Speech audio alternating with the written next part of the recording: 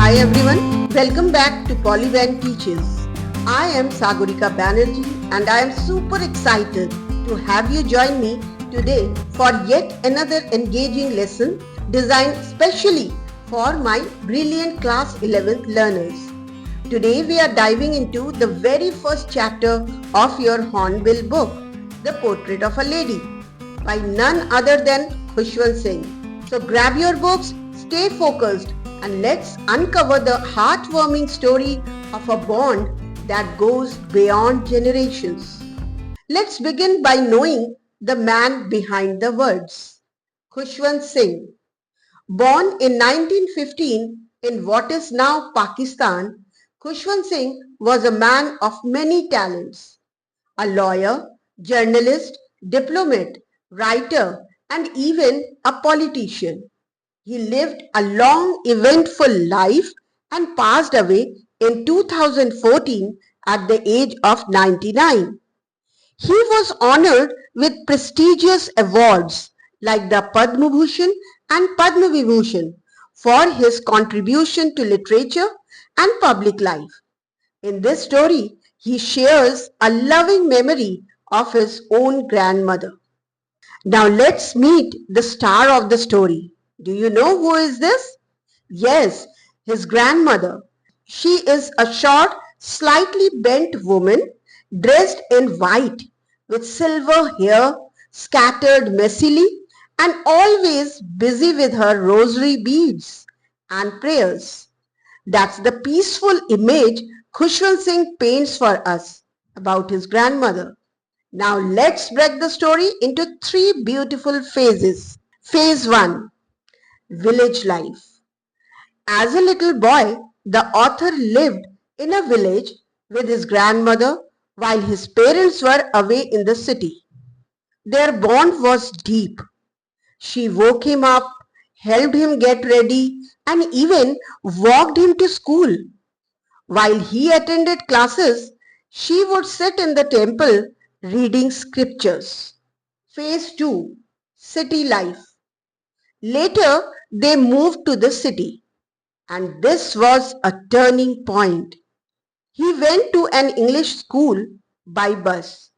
She, the grandmother, no longer helped him study, and their connection started to fade. The grandmother disliked the new education system. It had no room for prayers or scriptures. They still shared a room, but their lives had totally changed. Phase 3. University and beyond. When the author went to university, he got his own room. Their last connection snapped. She accepted this seclusion with grace. Now she would like to spend her time in spinning the wheel, saying prayers, and feeding the sparrows. Before the author left for abroad for further studies, she quietly saw him off. No tears, no drama. And 5 years later, when he returned, she looked exactly the same when she was there waiting eagerly for him at the station. That night, she was so happy that she did not pray. She did something unusual. Instead of praying, she called her neighbors and beat an old drum in celebration. The next day, she fell ill and quietly passed away, her fingers still on the rosary. What followed was magical. Thousands of sparrows came and sat silently around her. They didn't chirp, they didn't eat a crumb, just moaned in stillness. It was as if nature itself honored her soul. Let's quickly recap the main highlights. A story told through three stages: village childhood, city life, and adulthood. It's not just about a woman, it's about how relationships evolve with time. The grandmother represents purity, peace, and unconditional love. Her connection with the sparrows shows how deeply she was in tune with nature, and her death is symbolic, calm, prayerful, and surrounded by silent respect. Now let's understand a few phrases and expressions. The first one is an expanse of pure white serenity. It's used in the chapter. It describes the calm and peaceful personality of the grandmother. Another phrase is a turning point. When they move to the city and their bond begins to fade, it was a turning point. Accepted her seclusion with resignation. This means she quietly accepts her loneliness. A veritable bedlam of chirruping. It means the chaos caused by the birds, usually, but not at her death.